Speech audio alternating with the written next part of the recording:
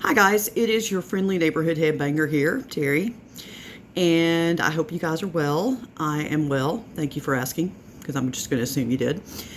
And this is going to be another mental health video, so if you are not down with that, or if you feel that that's not something you need to hear right now, then you can go ahead and check on out, and I will completely not be offended in any way, shape, or form.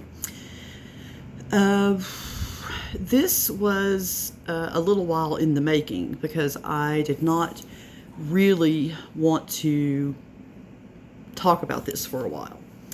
And the reason being because I was having a little bit of a difficult time adapting to it myself. Got my coffee here, Christmas theme, got my heavy eyeliner on, my dark lipstick. I'm ready for battle. I've got my war paint on, basically.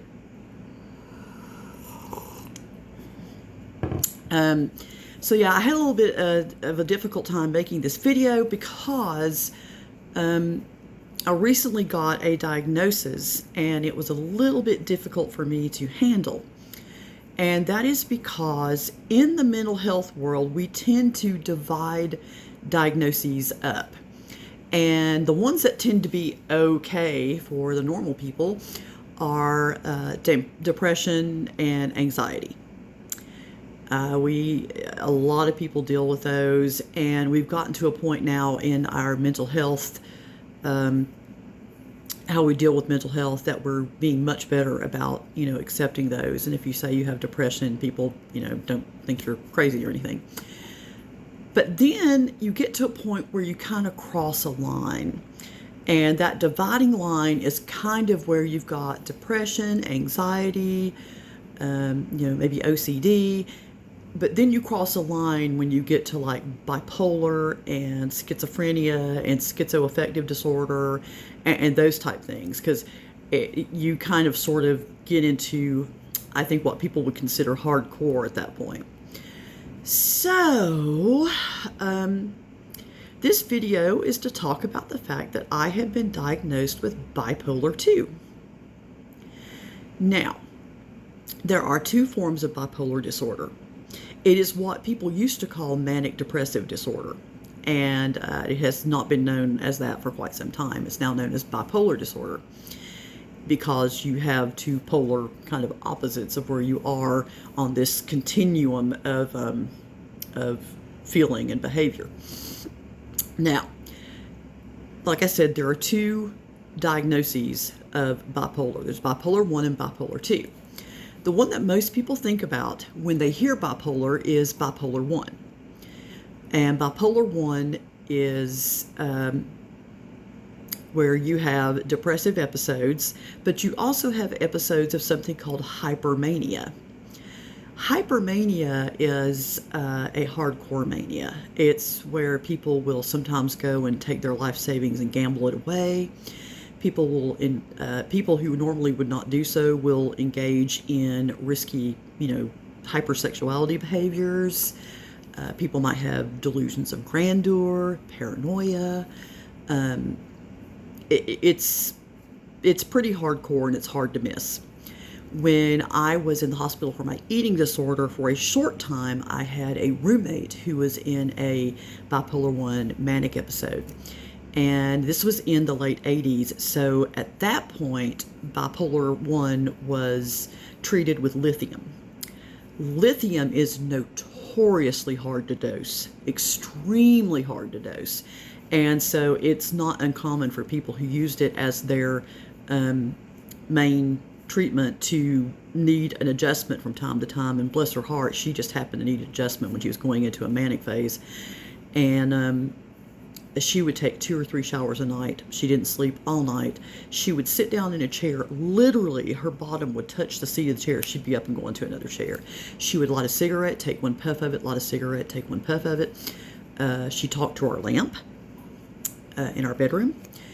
And so it was hardcore. So I've seen bipolar 1 in action, and I can tell you that I'm definitely not bipolar 1. Bipolar 2 is... some people want to call it bipolar light, but that's not accurate. Bipolar 2 is characterized by depressive episodes and at least one hypomanic episode. And for those of you, who think about the hypo, think about words like hypothermia, hypoglycemia. Hypo means low. And so basically, it is a less intense form of mania. And so I've got the description of hypomania episodes here. So I put on my old lady glasses, which I think make me look fabulous. And I'm going to read to you some of the symptoms of hypomania. We have got abnormally jumpy or wired, increased activity, energy, or agitation. And that can be mood-wise, too. You can just be like in a really crazy bad mood. Less desire to sleep. Exaggerated sense of well-being or euphoria. Thinking is rushed or scattered. In other words, lots of racing thoughts. Distracted, easily distracted. An increase in activity toward goals. Psychomotor agitation, which means you do a lot of non-purpose movements, like things that you don't think about, like shaking your leg, wringing your hands, just that sort of thing. And you do it like continuously. Poor decision making. Now, for those, you have to have 3 of those, by the way, in order to have bipolar 2 or be diagnosed with bipolar 2. I have 4 that I'll be completely honest with you about. The first one is less desire to sleep. There can be days at a time when I function on 3 hours of sleep, so 3 to 4 hours of sleep, and I absolutely cannot sleep. I am up and I'm thinking of things, and I'm writing novels in my head, and I'm composing music in my head, and I am solving the world's problems in my head. So that kind of also goes along with rushing thoughts. And I can't sleep. I cannot sleep. Even sometimes when I will take something to help me sleep, like Benadryl or, that kind of thing. No, it's not going to happen. And I will do this for sometimes days in a row. And another one is that thinking is rushed or scattered. My thoughts sometimes will have a tendency to race, and I'll think about a billion things at once. I said in my Celebrate Recovery testimony, which Celebrate Recovery is a recovery group, I said in that testimony that I did not understand why people took things like cocaine or speed or any kind of Adderall or anything that's an upper, because I can't imagine my thoughts going any faster. One of the reasons I drank was that it slowed my thoughts down, and I can't imagine wanting to have thoughts that went faster, because good heavens. So I do sometimes suffer from thoughts that are out of control and are kind of just here, there, and everywhere. Let's see. An increase in activity towards goals. Sometimes in a manic phase, I will decide that something needs to happen, and I will absolutely it's come hell or high water, it's going to happen. Whatever I need to make happen is going to happen. Now, some people would call that determination, but this is past determination. This is, I had a lot of this going on when I was working on my master's. I was absolutely intent on getting my master's, and there were times when I would be up all night and be working on it and be absolutely obsessed with doing it. And it was just a very intense thing. And I can look back now and see that some of those times were a mania type thing, where it's just like, I can't let go of this. I've got to do it. Let's see. And the last one that I have sometimes is poor decision making, and that comes in the form for me of spending money. Everybody does a little retail therapy. Not everybody spends 12 hours, and this is the one I'm so ashamed of this. So don't judge.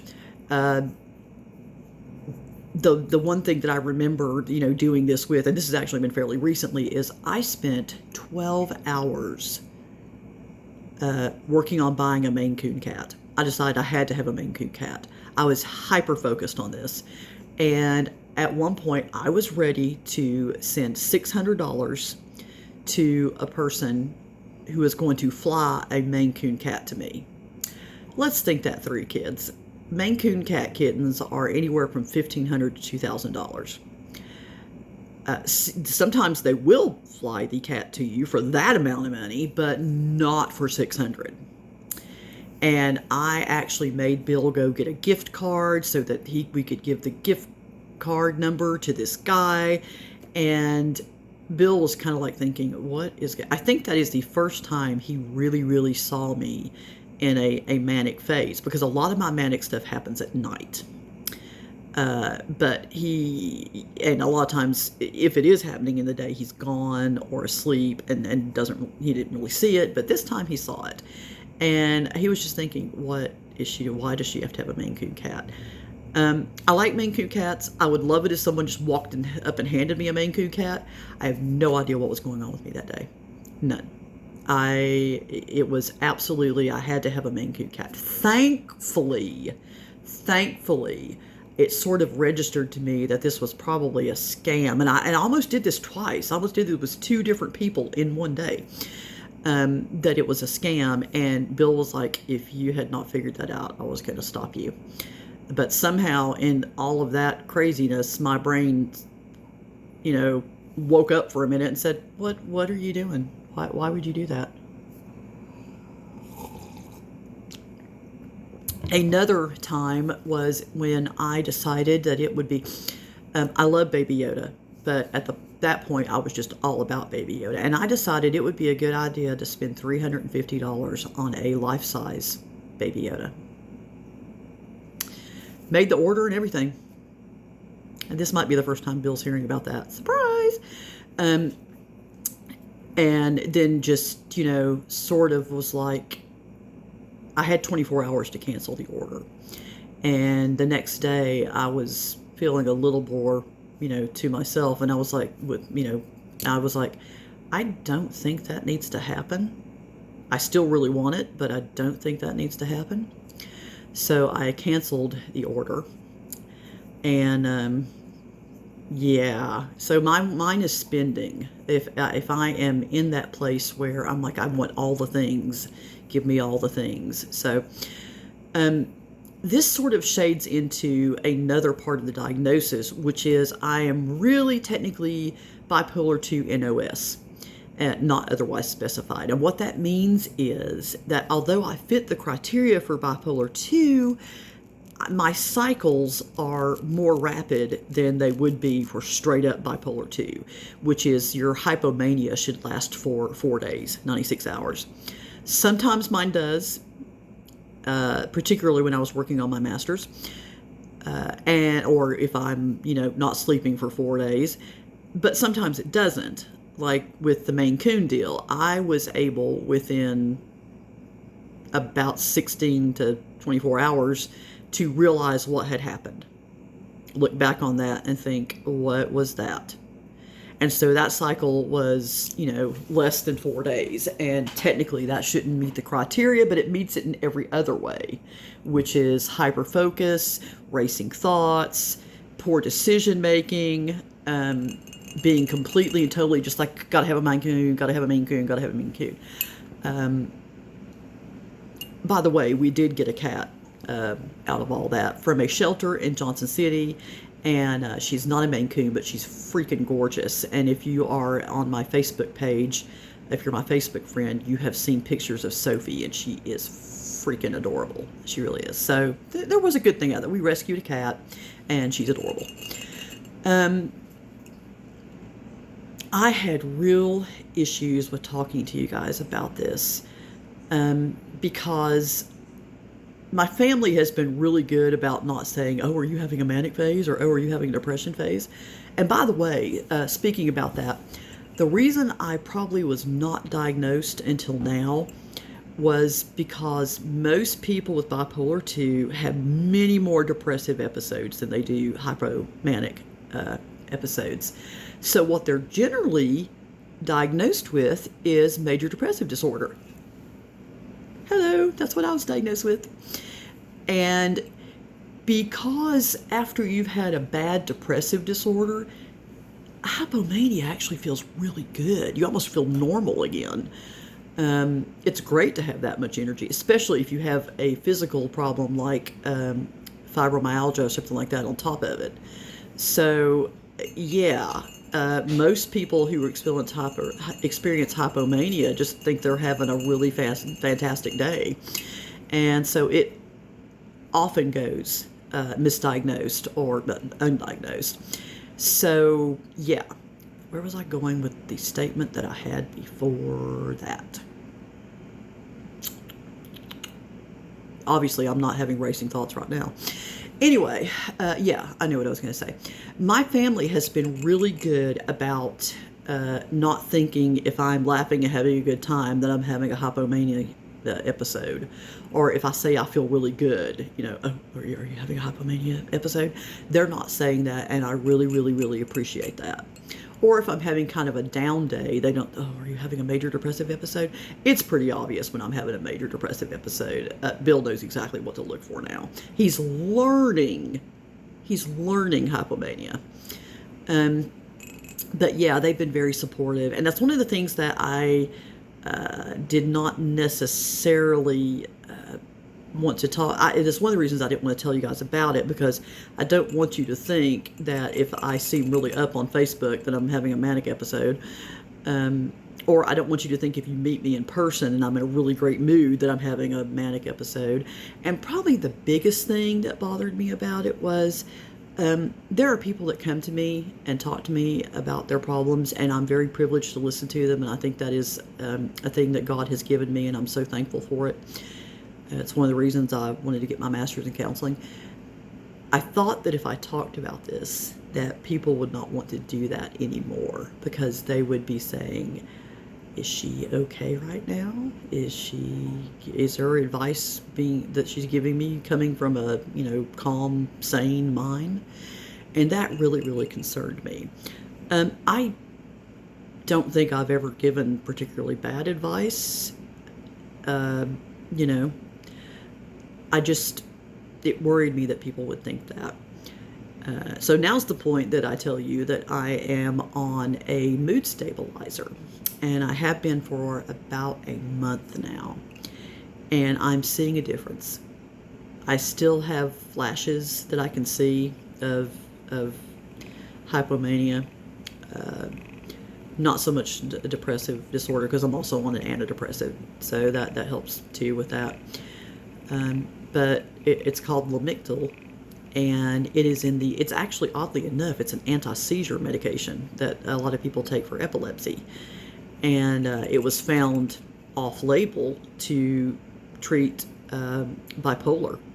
And it's a mood stabilizer, and it is working very well for me, and I'm very thankful for it, and thankful to God for psychopharmacology, because, it's helped me in more ways than one.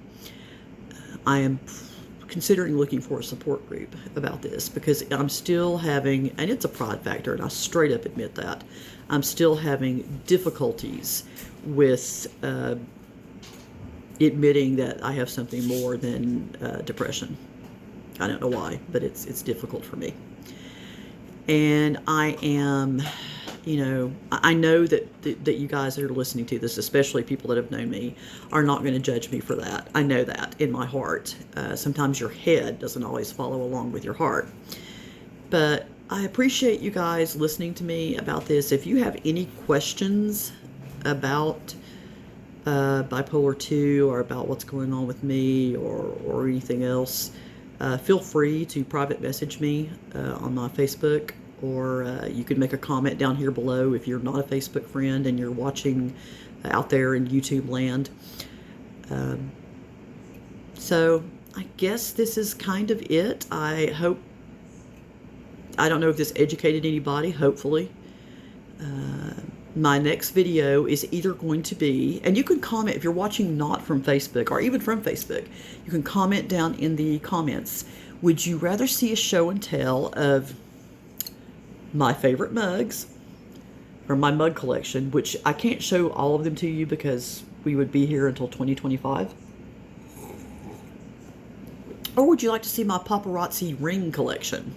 Because it's pretty freaking impressive. I'll have to do that in 2 parts if that's what you guys want to see. Anyway, thank you guys for listening to me. Love you guys. I hope that you're all staying well and safe. Wear a mask. Love you. Bye-bye.